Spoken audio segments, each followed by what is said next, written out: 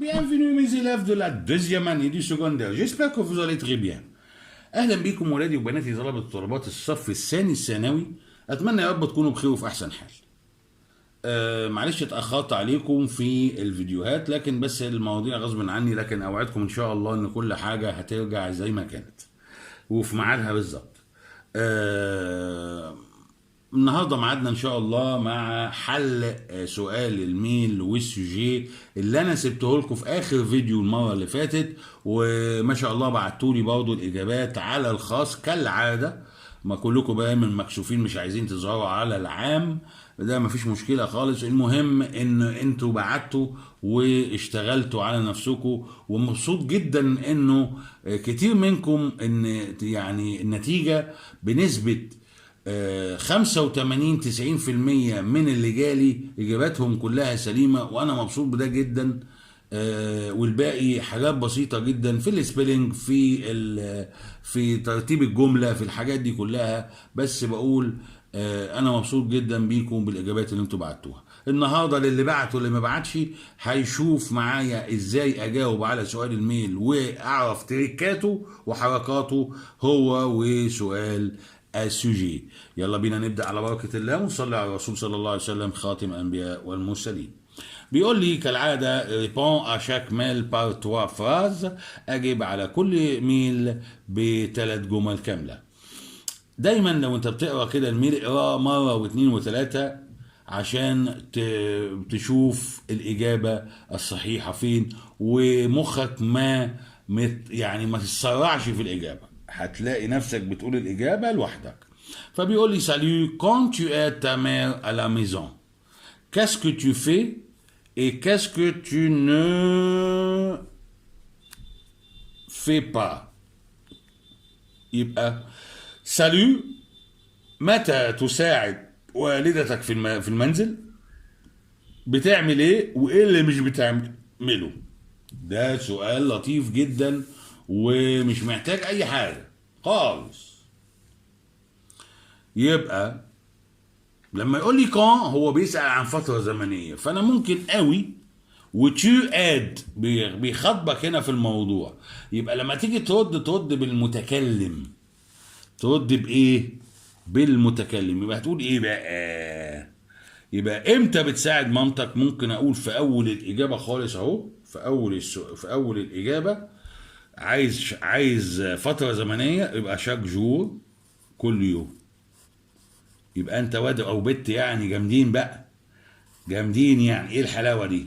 شاك جور كل يوم، ده سخنين دول انتوا ولا ايه؟ يبقى شاك جور جاد. انا بقى بجاوب بايه؟ بلساني بالمتكلم. اساعد مامير، مش تامير بقى، مامير à la maison. j'aide ma mère à la maison. موضوع في منتهى الزوز. كاسكو تو في، ده مش سايبك، ده بقول لك طب انت بتعمل ايه؟ هترد على طول بنظف بالمكنسه. اقولها ازاي؟ جو باس لاسبيراتور. لاسبيراتور ادي اهو. طيب ما بتعملش ايه؟ الجملة الثالثة يبقى نفي. خد بالك، tu ne fais pas يبقى هجاوب بنفي. يبقى je ne، مثلا ما بكويش الهدوم، يبقى اقولها ازاي؟ je ne repasse pas les vêtements. les vêtements. يبقى chaque jour j'aide ma mère à la maison. بعمل ايه؟ je passe l'aspirateur. ما بعملش ايه؟ je ne passe pas les vêtements. ما بكويش الهدوم.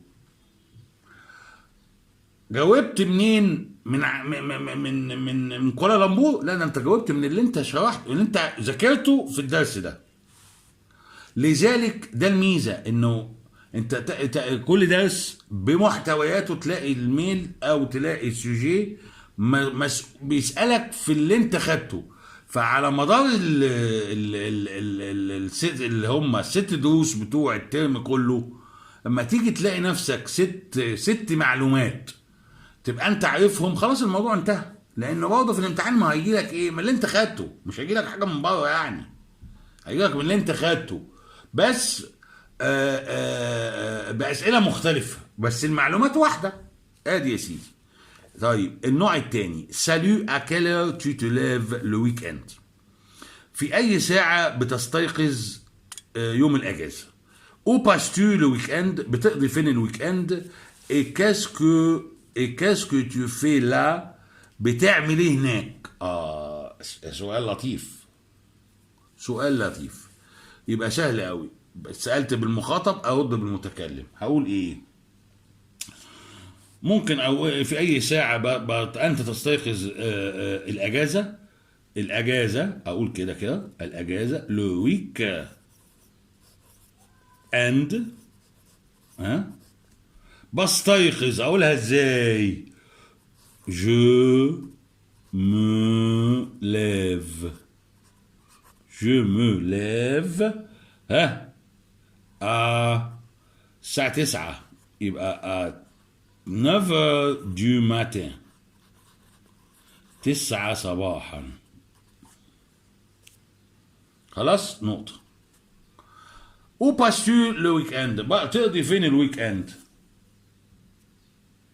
هقول مثلا اقضي الويك اند مثلا ايه؟ يبقى جو باس اهي، جو باس لو ويك اند، بجيب من السؤال لو ويك اند. تعال نرجع بقى للدرس خدناه قبل كده اللي هو على كومباني، في الريف.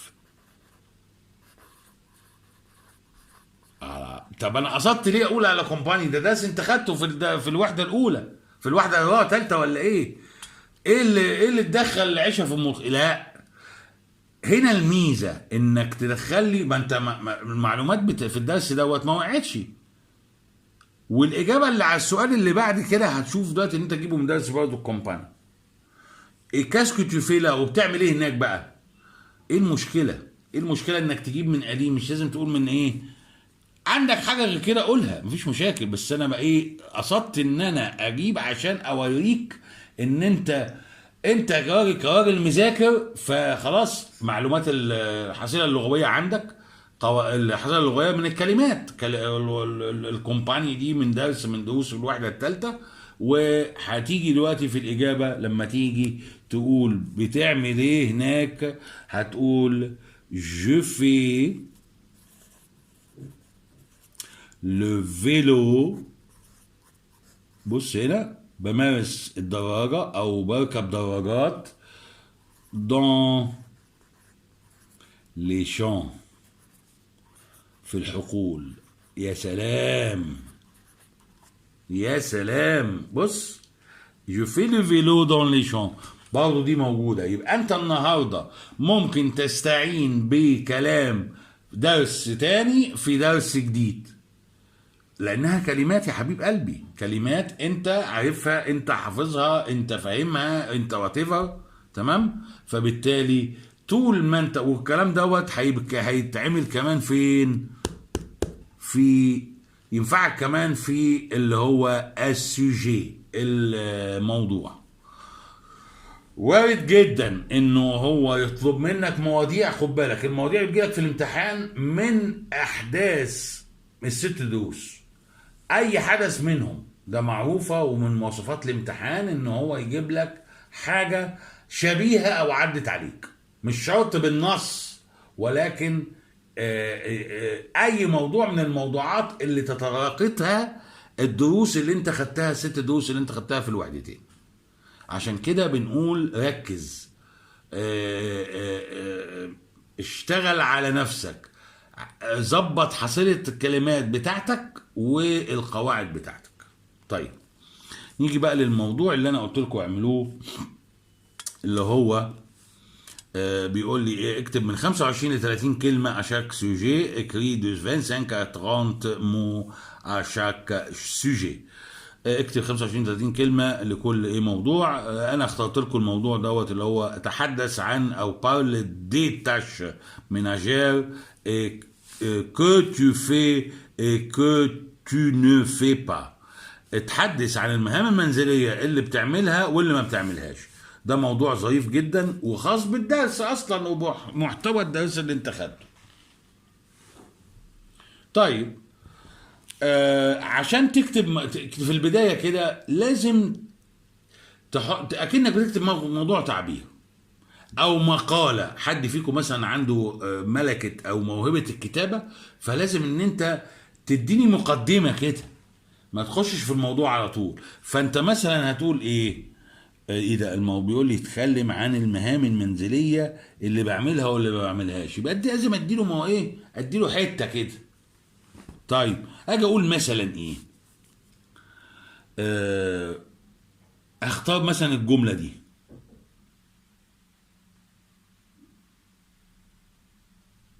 او في جمله كتبتها في الميل لعلمك اللي هي دي مثلا اهي: chaque jour j'aide ma mère à la maison.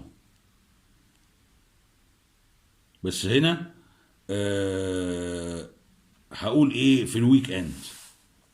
يبقى بدل ما اقول chaque jour j'aide ma mère à la maison هقول le weekend في الاجازه. ما انا بقى مهام منزليه هعملها ايه في الايام العاديه؟ لا، هعملها في الاجازه. le weekend انا اساعد جاد ما مير. يبقى انا كده اديت ايه؟ مقدمه وبرضه تتناسب مع الدرس مع العنوان. à la maison à la maison. هنا في ايه؟ في مسافه مش لما ملزوقه. طيب عايز بقى ايه؟ ابدا اتكلم انا بعمل ايه. فاقول مثلا ايه؟ عايز اقول انا في الغرفه بتاعتي انا بوضب سريري. يبقى اقول ايه؟ في غرفتي dans ma chambre dans ma chambre بوضب سريري. je fais اللي هي faire mon lit faire le lit. يبقى je fais سريري mon lit. ادي جمله اهي. ايه كمان؟ طيب المهام المنزليه je mets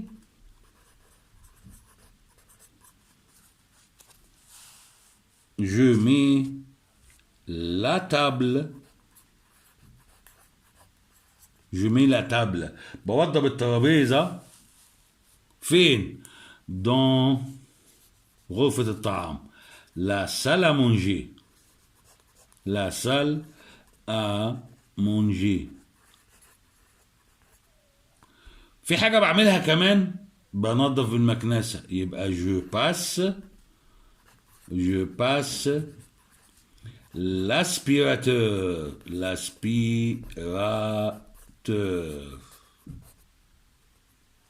خلاص كده je passe l'aspirateur. اقول بقى اللي مش بعمله. تعال نشوف بقى ما اعملش ايه. je مثلا ما بكويش الهدوم. je ne repasse pas les vêtements.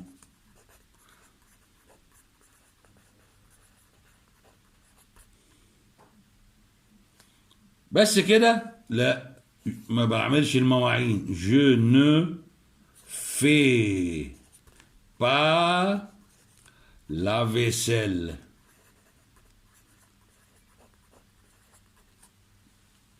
بس خلاص كده حلوين قوي. بص انا عملت كام جمله، تعال نقراها على بعضها. le week-end j'aide ma mère à la maison.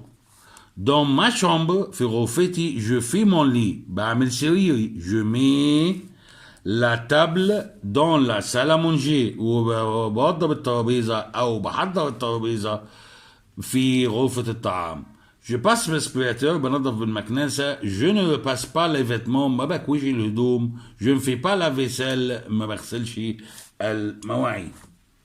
موضوع سهل بسيط. تكوين الجملة في منتهى الهيافة. بيساعدك ان بعض الكلمات وانت عارف بقى القواعد اللي هي استخدمت صفات الملكية اللي انا عارفها وواخدها من اولى ثانوي وترم اول، يعني اقول ايه تاني.